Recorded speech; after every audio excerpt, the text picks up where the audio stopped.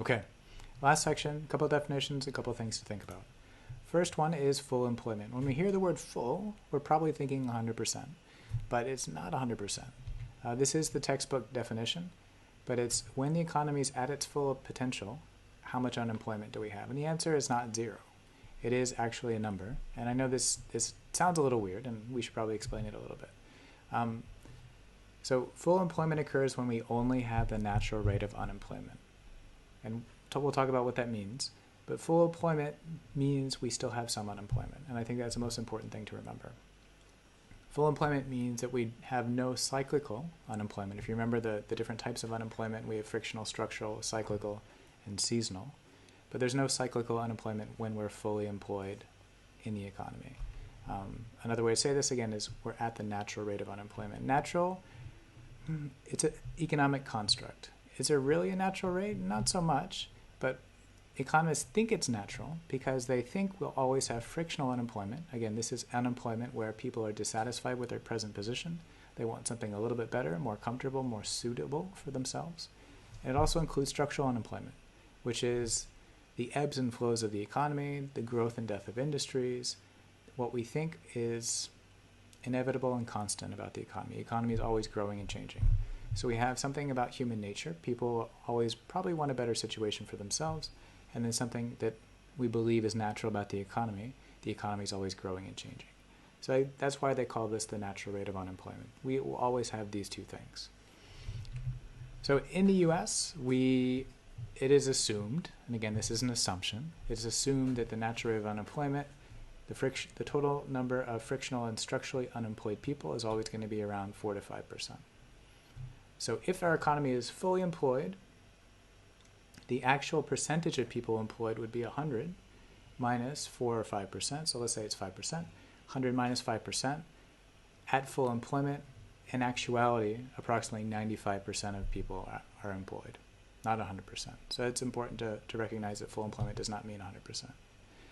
Actual employment, or the U rate, or what they report in the news, is going to be the natural rate of unemployment, that theoretical construct, plus any cyclical unemployment, depending on where we are in the business cycle. There are words, there are other things we associate with full employment, the PPC, which we've talked about, LRAS, long run aggregate supply, which we have not, and the LRPC, the long run Phillips curve, which we have not. We will definitely get to LRAS and the Phillips curve. That's coming up soon. That's coming up next, after we do employment and inflation. Worry not, we'll do it. Okay, if we try to draw a diagram to express what full employment is, it looked like something the PPC on the right. So points A, B, and C are on the frontier, the PPC. So if you recall what PPC, from PPC land, back at the very beginning of the year, anytime we're on the curve, we are both productively efficient and potentially allocatively efficient, depending on the society we have. But we're using all of our FOP to the best and most efficient extent possible. And even though we would think that means 100% of people are employed, because of the natural rate of unemployment, we're always going to have people frictionally and structurally unemployed. So point A, B, and C would all represent full employment. They'd be able to show full employment. For the business cycle, it's a little bit tricky. It's not, you might think it's the peak is full employment, but I would actually argue that full employment probably occurs a little bit before the peak and a little bit after the peak in both cases. And the next slide will make clear a little bit why. So if you remember this chart from the talk about GDP and the business cycle, going back to employment, which is this one here, at the peak, the U rate, the unemployment rate, is actually lower than the NRU. So there's no cyclical unemployment at this point because we're lower than NRU. And the economy is potentially so hot and there are so few people who are unemployed, if you would like to hire more people for your business, your firm, then you are likely to have to hire them away from other firms. So in this case, there's competition for labor. Sometimes there's upward pressure on the price of labor, so wages and salaries are going up. And again, it represents a very kind of tight, we'd say tight labor market. There aren't that many people available to hire for your business. During contraction, going from the peak down to the trough, the U rate is going up. So as you know, maybe people are spending less, which means firms are producing less, firms have less need of labor, they lay off workers, Those workers no longer have incomes, which means people overall have less money to spend. They're spending less, and the U rate goes up. At the trough, we'd say the U rate, again, frictional unemployment plus structural unemployment plus cyclical unemployment, is greater than just frictional and structural unemployment in the NRU. And in expansion, the U rate is declining as people get jobs, people have money, they spend money. That helps firms create more jobs, and the cycle continues. Okay, when might the NRU change? When might frictional and structural unemployment change? So first, the labor force changes. If I have a choice between hiring you and hiring someone with 5 or 10 years of experience doing what I need you to do, no offense, I'm probably going to hire the person with the experience. So typically, if you have a society, if you have an economy where there's a lot more older, experienced workers, those workers are probably likely to, 1, keep their jobs, but 2, more likely to be able to find a job quickly if they're frictionally or structurally unemployed, depending on their experience. So in cases like that, the NRU will probably be a little bit lower because it's always easy to find experienced workers. Unfortunately, if that's the case, it presents a challenge for younger people in the society. Because if the older generation never retires, there may never be opportunities or as many opportunities for younger people to start at companies, to build their careers, to get their skills, and to grow in terms of promotions and remuneration. And remuneration just means compensation, the salaries and benefits. And this is a problem, because if young people don't get jobs, that means they can't save money. And if they can't save money, maybe they don't feel as comfortable or as secure in starting a family. Maybe they don't feel like they can ever buy a house. And if that happens, then that ability to save and to grow wealth and to save for retirement isn't really built as much. And then in those cases, you have people who don't have jobs, and they also don't have a lot to lose. So there is the potential for social unrest among younger generations if they don't have real and meaningful opportunities. 2, the NRU could change or be lower because of technology. It does make it easier to find jobs. So I don't know if you have a LinkedIn account yet. You may, and you probably will once you get to university, but it makes it easier to headhunt, to find people with certain skills, and also to find jobs yourselves. So this helps to reduce the amount of time it takes to find a job and helps people who are frictionally unemployed to find jobs faster. Therefore, the NRU also likely to be a little bit lower. Decrease in the power of unions, if you remember from before, and the supply and demand diagram, unions help to keep the wage in the marketplace a little bit higher, which is good for workers, but maybe not so good for firms. And if there's a decrease in the power of unions, they're not able to negotiate as well for their workers, there is no higher wage, which means there's an opportunity, and there's less oversupply of workers with particular skills wanting jobs. So less structural unemployment, which means less NRU, natural rate of unemployment overall. Third, the NRU could change if the government gets involved. The government can retrain workers who don't have the skills because their old employment had certain skills, but the new employments available require different skills. If the government helps train those workers with the old skills into the new skills, for example, when computers first became popular in the workplace and people didn't know how to use computers, the government could help with that and help them get computer skills to get jobs. That helps to reduce the number of structurally unemployed people. Employment subsidies. This is where the government gives subsidies, so money, to firms to hire workers. So it reduces the risk for firms of hiring workers because it's paid for, in part, by the government. This helps to reduce the number of frictionally or structurally unemployed people, which helps to reduce the NRU overall. Firms feel more comfortable hiring workers if the government's going to pay for at least part of it. On the other side, minimum wage helps to increase the natural rate of unemployment by increasing structural unemployment. Unemployment benefits, now these, not all countries have these.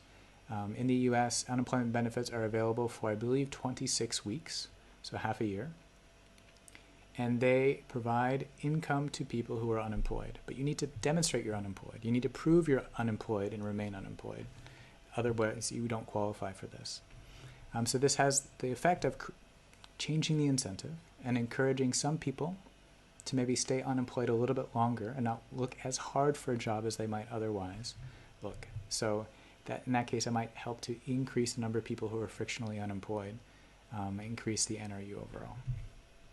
What can the government do? Again, unemployment insurance. It provides money to people who are unemployed. Again, you need to prove you're unemployed.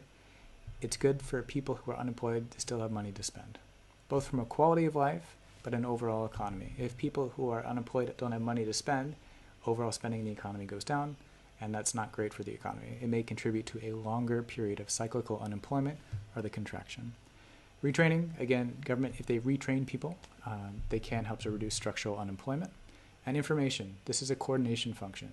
Not everybody knows how to look for a job, how to prepare for a job, how to find new skills for a job.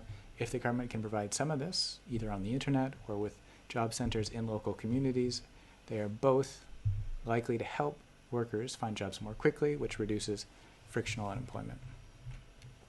Discouraged workers, a big category we should talk about. People who are very capable of work. They've been looking for work, but all of a sudden they give up.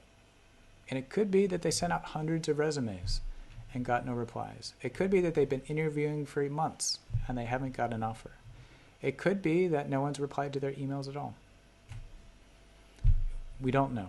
It varies in various circumstances. But these people have finally decided it's not worth it. I'm tired. I'm done. I'm no longer going to look for a job. And the crazy thing is, when they stop looking for work, even though these are people without jobs, when they stop looking for work, if you recall the definition of unemployed, they no longer count towards the U rate. Because to count as unemployed, you need to have looked for a job in the last 4 weeks, actively looked for a job. You can now do the math. So again, unemployed people divided by unemployed plus employed.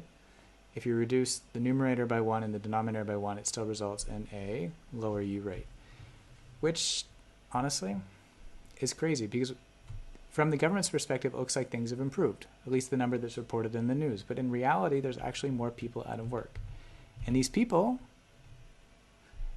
definitely have effects on their local communities. They require more from the government. They require more from their families. Maybe they're people who are living at home and they're playing Fortnite or PUBG. And they're not doing as much because they don't know what to do. Or maybe they've become demotivated. In some cases, some countries, unemployment benefits can change the incentives. They can encourage people to remain unemployed for longer. But most people want a fulfilling job with good benefits. And I think they're willing to look and find one. This does mean when the economy improves or people become more optimistic about the outcomes in the future, and they start looking for work again, they count as unemployed again. So the U rate might spike up initially and then settle back down as these people find jobs when the economy improves. Unemployment is bad because not everybody shares in it. A lot of people, particularly the lower socioeconomic classes, lower incomes, are disproportionately affected by it. So there's some people who are rich or who have secure jobs, and there's a whole bunch of people who do not. And those people are disproportionately affected, and those people are disproportionately unhappy when there is an extended recession or depression. And this COVID situation we're in right now, oh boy, it's going to be an extreme challenge for a number of governments. People and governments express concern about unemployment, typically because some of them actually truly care about their citizens, but others are worried about social unrest and threats to security because it's extremely hard on individuals and families because of the lack of a role, of status, identity, and of income to be able to provide for oneself and one's dependents. This last thing, Okun's Law, you'll see it in textbooks, you'll see it in YouTube videos potentially. It suggests that every increase in the unemployment rate, every percentage increase in the unemployment rate causes a 2% decline in GDP. Some people disagree with it. Not everybody accepts it. But I just want you to know it exists. You may see it, so you know what it means, even if it may not actually work in practice. Dun, dun, dun.